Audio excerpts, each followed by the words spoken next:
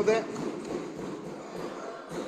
आज ये सदन दिल्ली में बिगड़ती कानून व्यवस्था और गृह मंत्री अमित शाह जी के टोटल फेलियर के बारे में चर्चा कर रहा है। ये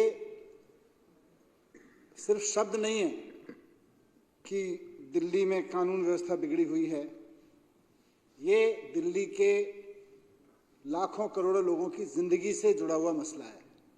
ये सिर्फ मुद्दा नहीं है कि यहाँ विधानसभा में चर्चा हो रही है।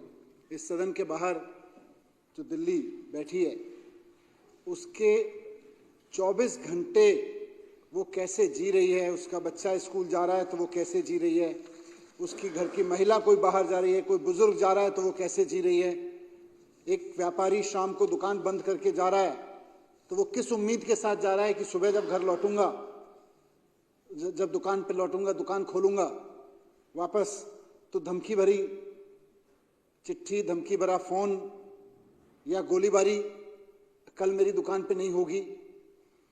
इस सब डर के साए में जी रही दिल्ली की आवाज हम उठा रहे हैं यहाँ पे। ये कोई ऐसा मुद्दा नहीं है कि हम आ रहे हैं यहाँ बीजेपी के बारे में कुछ कह रहे हैं। बीजेपी के बारे में हम नहीं कह रहे, हम तो दिल्ली के लोगों के बारे में कह रहे हैं कि आज अमित शाह जी की वजह से दिल्ली का एक आम नागरिक 24 घंटे डर के साए में जी रहा है। और ये हम तो आम आदमी पार्टी के विधायक लोग हैं, कह सकते हैं जी पॉलिटिकल है, होगा जी पॉलिटिकल। ये NCRB, national crime record bureau, वो तो भारत सरकार की संस्था है। एनसीआरबी का डेटा कह रहा है कि दिल्ली में हर 20,000 परिवार पर 1832 परिवारों में अपराध की घटनाएं हो गई। 1832 परिवार अपराध के शिकार हो रहे हैं। हर 20,000 परिवारों में से 1832 परिवार अपराध के शिकार हो रहे हैं। मतलब लगभग 10% दिल्ली के परिवार अपराध के शिकार हो रहे हैं। और ये लोग यहाँ ढोल बजा रहे हैं, G20 में कुछ नहीं हुआ, G20 में कुछ नहीं हुआ। अरे लोग रो रहे हैं, लोग डर रहे हैं और आप ढोल बजा रहे हो G20 में हमने कुछ नहीं होने दिया। अरे अगर तुम इतने ही अच्छे हो तो पूरे हर दिन को G20 का दिन बना दो ना। दिल्ली के लोग भी तो G20 से ज्यादा इंपॉर्टेंट है। अभी साइबर क्राइम का तो जिक्र नहीं आया एनसीआरबी के डेटा में।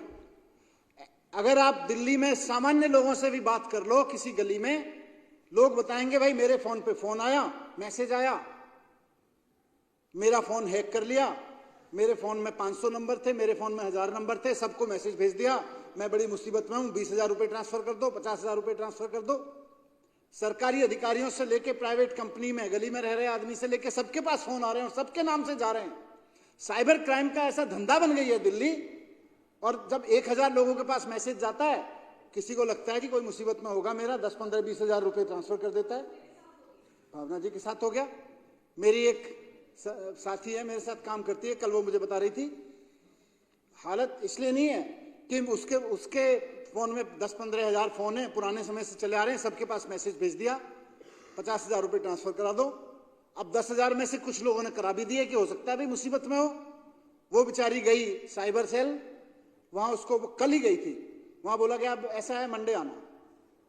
अब मंडे भी कोई मिलेगा कि नहीं मिलेगा उसको पता नहीं। तो ये तो हालत कर रखी है इन्होंने दिल्ली वालों की। और ये ढोल बजा रहे हैं जी G20 में हमने कुछ नहीं होने दिया था, G20 में कुछ नहीं होने दिया था। तो ये G20 वाला ढोल रोज दिल्ली की जनता के लिए क्यों नहीं बजाते हो? ये विदेशी मेहमान आए थे, वही तुम्हारे चाचा जी लगते हैं। दिल्ली की जनता कुछ नहीं लगती है, उसके लिए भी तो कुछ करो। ये अच्छी बात है कि विदेशी मेहमान आए और आपने अपराध नहीं होने दिए। इसका मतलब दिल्ली की जनता के ऊपर अपराध आप करवा रहे हो, आप स्वीकार कर रहे हो इस बात को। क्यों हो रहे हैं दिल्ली की जनता के ऊपर अपराध? अगर आप G20 के समय रोक सकते हो तो आज क्यों नहीं रुक रहा? कल क्यों नहीं रुक रहा? कल क्यों नहीं रुकेगा? इसका मतलब आप शामिल हो अपराधों में। इसका मतलब गुंडे पाल रखे हैं आपने। इसका मतलब आप रेप करा रहे हो। तो इसका मतलब ये तो स्वीकृति है कि देखो हमने G20 में नहीं होने दिया था और अब हम रोज करा रहे हैं। इसका मतलब ये भी है। क्यों करा रहे हो भाई? दिल्ली के लोगों से इतनी नफरत, दिल्ली के लोगों से इतनी हेट आपको कि उनको अपराध की राजधानी में रखोगे आप? आप खुद सोचो तो सही, आप क्या बोल रहे हो। अध्यक्ष महोदय, महिलाओं के खिलाफ एनसीआरबी का डेटा है, ये मेरा नहीं है, कोई पॉलिटिकल पार्टी का डेटा नहीं है, इन्हीं की भारत सरकार का डेटा है। महिलाओं के खिलाफ अपराध के 14,158 मामले दर्ज किए गए, जो देश के 19 महानगरों में सबसे ज्यादा हैं। इनमें से 1204 बलात्कार के मामले शामिल हैं, यानी कि प्रतिदिन कम से कम 3 बलात्कार हो रहे हैं दिल्ली में, और ये तो रिपोर्ट हो रहे हैं। और जो मैंने 20,000 परिवारों पे 1832 का डेटा बताया, आप ये भी देख लीजिए कि एनसीआरबी कह रही है कि हर 20,000 परिवारों में से 1832 परिवार किसी ना किसी अपराध का शिकार हो रहे हैं। यही एनसीआरबी बता रही है कि पूरे देश में यह एवरेज 422 का है। पूरे देश में हर 20,000 परिवारों पे 422 अपराध हो रहे हैं, लेकिन दिल्ली में हर 20,000 परिवारों पे 1832 परिवार अपराध का शिकार हो रहे हैं। क्या कर रहे हो भाई? दिल्ली की जनता ने एक ही तो जिम्मेदारी दी है कि पुलिस को ठीक से संभालो, पुलिस को लेके चलो साथ में। केजरीवाल जी को दिल्ली की जनता ने जिम्मेदारी दी, स्कूल ठीक कर दो, करके दिखा दिए, अस्पताल ठीक कर दो, करके दिखा दिए, बिजली 24 घंटे कर दो, करके दिखा दी, बिजली के बिल 0 कर दो, महंगी नहीं होनी चाहिए बिजली फ्री में दे के दिखा दी, पब्लिक ट्रांसपोर्ट महंगा नहीं होना चाहिए, पब्लिक ट्रांसपोर्ट फ्री करके दिखा दिया महिलाओं के लिए। आपको एक जिम्मेदारी दी दिल्ली की जनता ने, साहब दिल्ली पुलिस से हमें सुरक्षित करके दिखा दो। आप तो कह रहे हो हम तो नहीं करके दिखाएंगे, हम तो केवल G20 में कराएंगे। अब क्या दिल्ली अगले 20 साल बाद G20 का इंतजार करे ठीक सुरक्षित होने के लिए? दिल्ली अब अगले 20 साल का इंतजार नहीं करेगी। दिल्ली आपको ठिकाने लगाएगी, दिल्ली आपको हवा में उड़ाएगी। अध्यक्ष महोदय, बच्चों के खिलाफ अपराध के मामले भी चिंताजनक हैं। 2022 में दिल्ली के बच्चों के खिलाफ 7,400 मामले दर्ज किए गए, 7,400। और चारों तरफ, हर तरफ विजेंद्र गुप्ता जी बैठे हैं। मुझे पूरी उम्मीद है कि जब आप इनको बोलने का मौका देंगे तो वो सिर्फ भारतीय जनता पार्टी के एक नेता की तरह नहीं, रोहिणी विधानसभा के एमएलए के रूप में भी बताएंगे कि उनकी विधानसभा में 2 बम की घटनाएं हुई हैं। क्या किया इन्होंने? जाके गृह मंत्री अमित शाह जी के सामने धरना देना चाहिए था इनको कि आपकी सारी की सारी एजेंसी फेल हो गई। मेरी विधानसभा में लोग डरे हुए हैं, इनकी विधानसभा में लोग डरे हुए हैं, इस बात को लेकर रोहिणी के लोग डरे हुए हैं। मैं दिल्ली का शिक्षा मंत्री रहा हूं, मुझको पता है स्कूलों में बम फट रहे हैं, स्कूलों के किनारे बम फट रहे हैं, रोज स्कूलों में धमकियां आ रही हैं बम की। सर सोच के देखिए, हमारे भी बच्चे हैं, क्या बीतती होगी उन माँ बाप पे जब उनको पता चलता है कि फलाने स्कूल में बम की धमकी आ गई, हार्ट अटैक नहीं हो गया, यही बहुत बड़ी बात है घर में बैठी माँ को या ड्यूटी पे गए हुए पिता को। ये कह रहे हैं पॉलिटिसाइज मत करो, पॉलिटिकल मत बोलो। क्यों नहीं बोले? दिल्ली के एक एक माँ बाप का दुख है कि वो उनका बच्चा जिन स्कूलों में पढ़ने जा रहा है वहां पे खबरें आ रही हैं, बम की धमकियां मिल रही हैं। आज फ्लाइट में बम की धमकी आ जाती है, सारे एयरपोर्ट पे हालत खराब हो जाती है। जिन जिन के लोग फ्लाइट में चल रहे हैं, फ्लाइट में गए हैं किसी फ्लाइट को, उनसे पूछ के देखो क्या हालत बीतती है उनपे। आपके लिए तो खबर होगी वो, लेकिन उनके लिए सोचो ना, जिनके लोग किसी फ्लाइट को पकड़ने एयरपोर्ट पे गए हुए हैं, क्या बीतती होगी उनपे। आप कह रहे हो अपराध तो कोई विषय नहीं है। क्यों विषय नहीं है? उस माँ से पूछो जिसका बच्चा स्कूल गया है, उस भाई बहन से पूछो, उस पत्नी से पूछो जिसका पति अभी फ्लाइट पकड़ने के लिए गया है। आप बम ब्लास्ट करा रहे हैं दिल्ली में और आपको कह रहे हैं हमें पता ही नहीं है। महीने के अंदर अंदर 2 बम ब्लास्ट हो गए। क्या कर रही है आपकी एजेंसी? इससे बड़ा फेलियर तो अब तक नहीं देखा मैंने। मैं पत्रकार भी रहा हूं, राजनीति में भी रहा हूं, सामाजिक जीवन में रहा हूं। दिल्ली में इससे बुरी हालत कभी नहीं देखी। हम लोग सुनते थे कि शूट आउटलेट लोखंड वाला, बड़ा फिल्मी नाम लगता था दूर से देखने में। आज तो जिस दिल्ली में देख रहे हैं हम, जिस दिल्ली में हम बैठे हैं, उसमें रोज खबर आ रही है shoot out at Kabir Nagar, shoot out at Rohini, shoot out at Paschim Vihar, shoot out at Narayana, shoot out at Mirabagh, shoot out at Jyoti Nagar, shoot out at Sonia Vihar, shoot out at hotel, shoot out at restaurant, shoot out at car showroom. हर जगह shoot out ही हो रहे हैं। नवंबर के पहले हफ्ते में अखबार पढ़ रहा था मैं एक दिन, डर लगा मुझे भी दिल्ली में देख के। 9 नवंबर की अखबार की रिपोर्ट थी कि पिछले 10 दिन में शूट आउट की 7 घटनाएं हुई हैं इसी महीने में, जिस महीने में हम बात कर रहे हैं। दिल्ली में शूट आउट की 7 घटनाएं हुई हैं।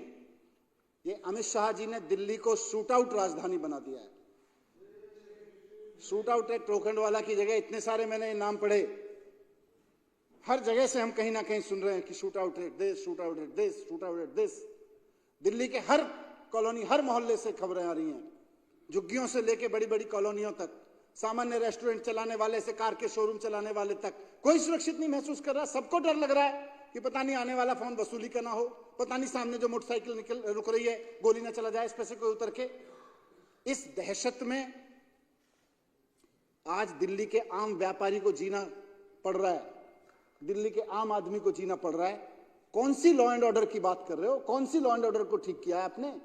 10 साल हो गए आपको, तीसरा टर्म मिला है आपको।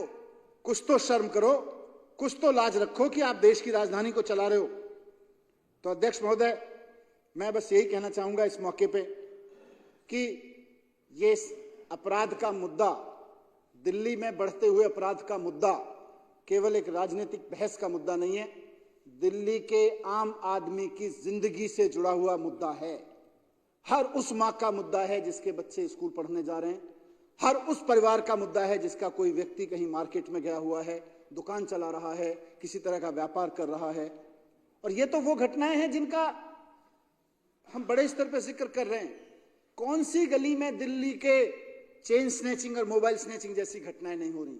उस दिन मैं और मोनू गाड़ी में बैठे हुए थे, किसी शादी में जा रहे थे, कान काट लिया कि इनके पास में फोन आया, जी थाने में फोन करो जल्दी से, मेरी विधानसभा में ये कान के कुंडल खींचने के लिए कान काट लिया है। क्यों? क्योंकि आप ड्रग्स मंगवा रहे हो दिल्ली में बड़े पैमाने पे, आपने ड्रग्स का कारोबार पैरेलल चला रखा है, सारा देश जान रहा है। मैं रिकॉर्ड के आधार पे कह सकता हूं कि सारा ड्रग्स पता नहीं कहां कहां से आके गुजरात आ रहा है और गुजरात से दिल्ली लाया जा रहा है। हजारों हजार करोड़ रुपए का ड्रग्स इस तरह से लाया जा रहा है। वो ड्रग्स लेके ही तो उसके बाद में वो चेन स्नैचिंग करने चलते हैं, कान के कुंडल और मोबाइल खींचने चलते हैं। उसके बाद में ये भी नहीं देखते कि कान काट दिया सोनू। मैंने इनको कहा ऐसे ही, मैंने कहा यार कान काटना थोड़ी ज्यादा बोल रहे होंगे, मतलब खींचा होगा। मैं गाड़ी में बैठ के बात कर रहा था मनु भाई से कि हो सकता है अटेम्प्ट हुआ होगा, ये तो सबको पता है कि दिल्ली अपराधों की राजधानी है, पर फोन करने वाला हो सकता है थोड़ा सा एग्जरेट करके बता रहा हो, कान काट लिया। फोटो आ गया इनके पास में, थोड़ी देर में वीडियो था, इतना दर्दनाक वीडियो था वो। तो चारों तरफ, हर तरफ किसी ना किसी क्राइम की कहानी है। ये जो मैंने आंकड़े दिए ये तो बड़े अपराधों के हैं, कितने अपराध रिपोर्ट नहीं हो रहे। साइबर क्राइम का अपराध, साइबर सेल में आपकी कोई पढ़ी लिखी लड़की कल गई है, मैं बता रहा हूं आपको, कल गई है पढ़ी लिखी लड़की, मेरे साथ काम करती थी, वो आके दुखी हो रही थी कि सर फोन नंबर पे फोन भेज दिए, मेरे सारे डेटा को उठा के हैक करके पैसे ले लिए, अब मैं जाके साइबर क्राइम में फोन जाके धक्के खा रही हूं, कोई सुनने को तैयार नहीं है। तो ये तो हालत है लॉ एंड ऑर्डर की। और आप कहां बिजी हैं? केजरीवाल को नहीं चुनाव जीतने देना है। केजरीवाल पे झूठे आरोप लगाते रहना है।